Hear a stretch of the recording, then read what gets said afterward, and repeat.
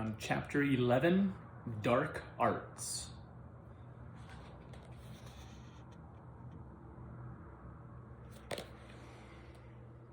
Krampus held the sack wide open.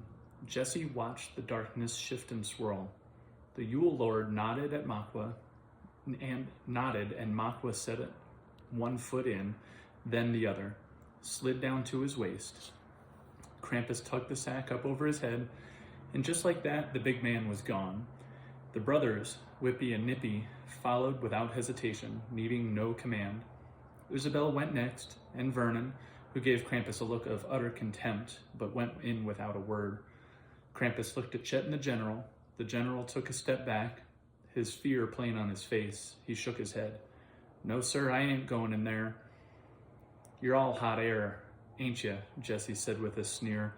"Always figured you weren't much of nothing without your kin backing you up." The general seemed not to even hear him, just stared at the sack. Jesse shoved the general aside and stepped up, ready to get this show done and over with. The mead warmed his blood, making him feel a bit crazy, a bit mad, and he liked the feeling. He stuck a foot in, sucked in a deep breath. He was still having a bit of trouble breathing, but the pain was fading. He slipped in the other foot. Krampus sat a hand on Jesse's shoulder. Time to put things right.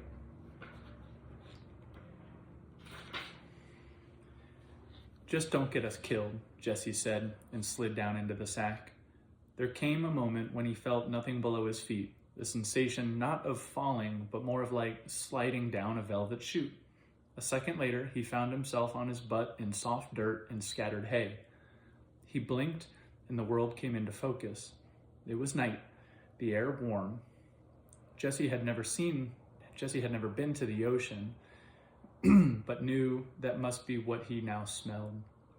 He heard the distant sound of waves crashing on rocks and stood up. "Get down," Isabel whispered, grabbed his arm, and tugged him into a stall. The Belsnickles were crouched against the inside wall, sharing the stall with an old green sleigh. They peered out into the courtyard, surrounded by white stone walls, at least 20 feet high. They saw not a soul, but there were gas lanterns flickering about every 50 feet along the wall. The stall butted up against a larger structure. Jesse smelled hay and manure and guessed it to be a stable. Across the courtyard stood a stately house of arches and turrets, built of the same white stone as the walls and stable,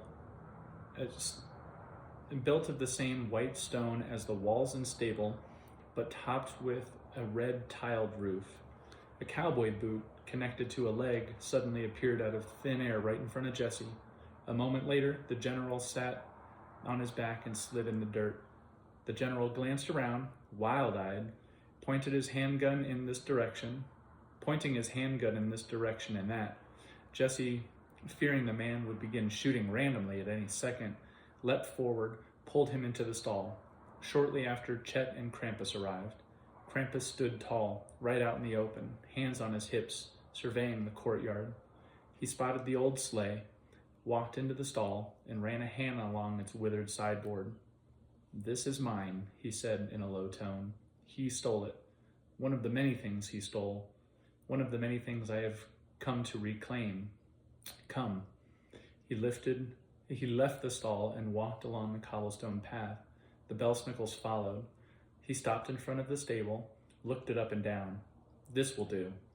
He slid one side of the tall carriage doors open a crack and peered in. "Yes, perfect. Chet, I want you and your little troll friend to stand guard out here. Give us warning if any should come. It is my command." Chet nodded, but the general seemed lost, his eyes shifting this way and that. Jesse felt sure the man was going to blow the whole operation. Couldn't understand why Krampus would leave these two out here alone. Krampus entered the stable. Jesse, the Shawnee, Isabel, and Vernon all followed. 2 gas lanterns flitted from their perch inside, casting shadows down the walls. A second-story loft, stacked with hay, ran the length of the structure. The middle lay open all the way up to the ceiling. The stalls began about midway in, leaving a large open space for loading, unloading, hitching, and other tasks. Krampus strolled into the middle of this space and, standing there, spear in hand, he struck Jesse as some devilish gladiator awaiting challenge. "Find cover," Krampus said, pointing with his spear to a set of stalls, all on one side so as to avoid shooting one another. Jesse got the feeling Krampus had things more planned out than he let on.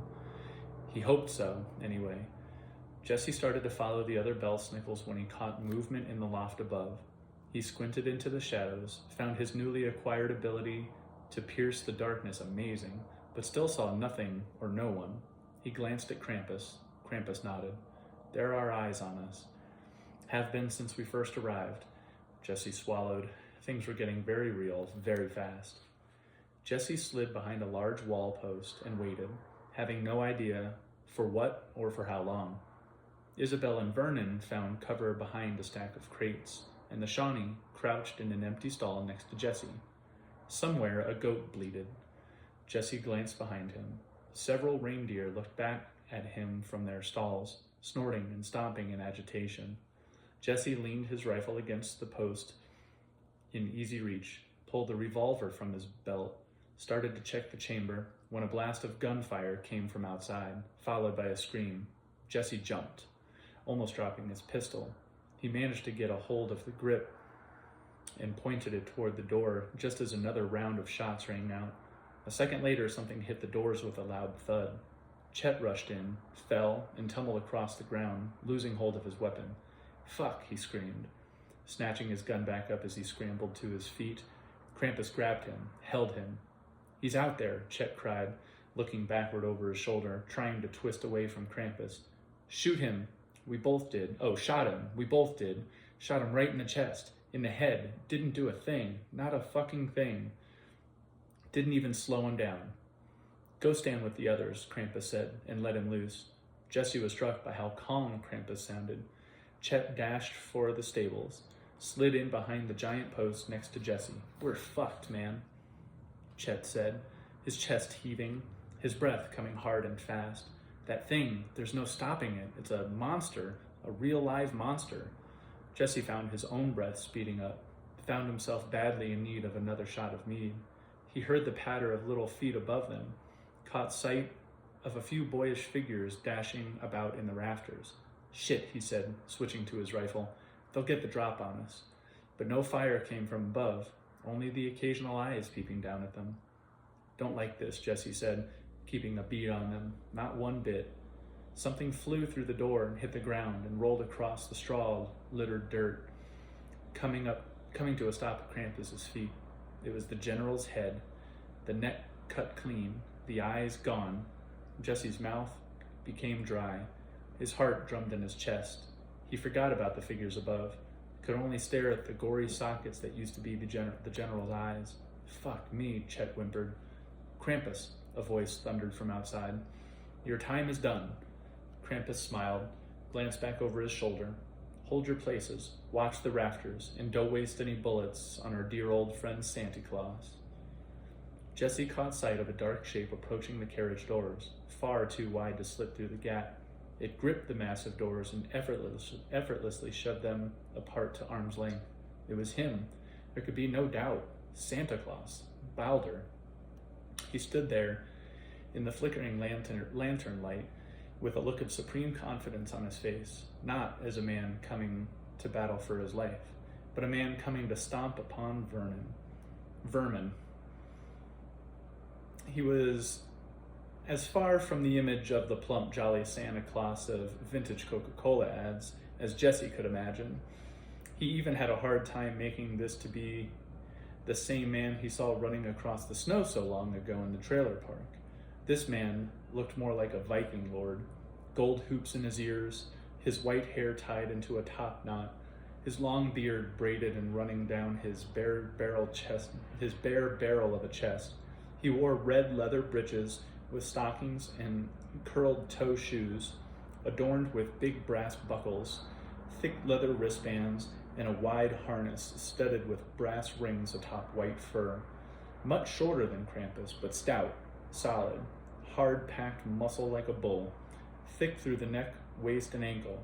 His hands and forearms looked able to easily tear apart phone books. He held a broadsword, blood dripping from its long, wide blade. Jesse could see the smoke burns from gunfire.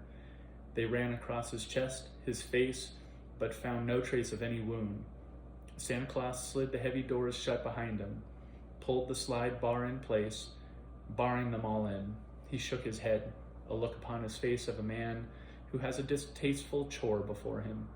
Krampus, you have become most tiresome.